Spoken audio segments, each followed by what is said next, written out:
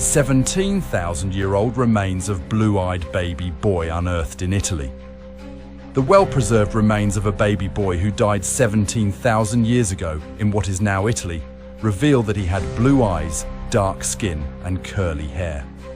Scientists have unspooled the life history of an Ice Age baby who lived in southern Italy about 17,000 years ago, revealing the child most likely died from a congenital heart disease.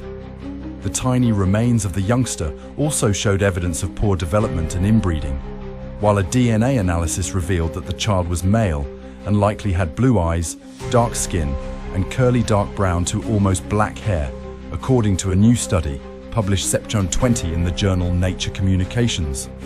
Mauro Calatini, an archaeologist at the University of Siena and one of the study authors, found the child's grave in 1998 while excavating the Grotta delle Mura cave in Monopoli, a town in the southeastern Puglia region, or the heel of Italy's boot. The burial was covered by 2 rock slabs and held well-preserved and intact skeletal remains of the baby. There were no grave goods, and it was the only burial found in the cave. It's rare to find the well-preserved remains of a baby who lived shortly after the last glacial maximum 20,000 years ago, when ice sheets were at their greatest extent.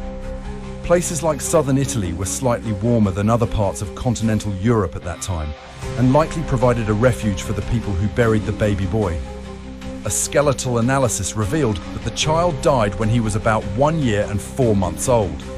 The child's teeth showed as many as 9 accentuated lines or markers of physiological hardships, indicating that he experienced a difficult life, even while growing in the womb. The detailed analysis of the infant's teeth allowed us to infer the health and stress experienced by the child during infancy and/or his mother during pregnancy, something we rarely have the opportunity to explore with such precision. Study co-lead authors Owen Alexander Higgins, an archaeologist at the University of Bologna, and Alessandra Modi, an anthropologist at the University of Florence, told Live Science in an email. Some of the hardships, especially the prenatal ones, may have stemmed from the child's mother. The team looked at the isotopes, or variations of elements with differing numbers of neutrons in the nuclei, in the boy's tooth enamel. Isotopes from drinking water and diet end up in a growing person's teeth, which provides clues about where they lived. The strontium isotope analysis further revealed that the mother remained in the local area during the last period of her pregnancy, Higgins and Modi said. The mother's reduced movement may have been due to poor health, which in turn may have also affected her fetus, the researchers said. The DNA analysis also revealed that the baby harbored mutations in 2 genes, TNNT2 and MYBPC3, involved in the production of heart muscle proteins. These mutations often lead to hypertrophic cardiomyopathy, a largely genetic condition that makes the walls of the left ventricle thicken and stiffen over time, meaning the heart can't receive or pump out enough blood with each heartbeat. It may have contributed to the early death of the boy, the researchers said.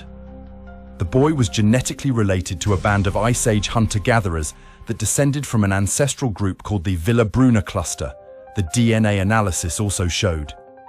The presence of Villa Bruna ancestry 17,000 years ago meant that for the first time, researchers confidently know that such groups were present on the Italian peninsula even before the Ice Age ended. The boy most likely belonged to a small ancestral group that ultimately populated Sicily and southern Italy, the researchers said.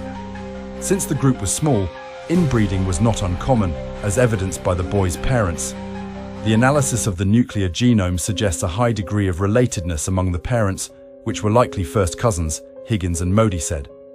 Although inbreeding wasn't widespread in most Paleolithic people, small group size coupled with isolation made it fairly common in the hunter-gatherers of southern Italy,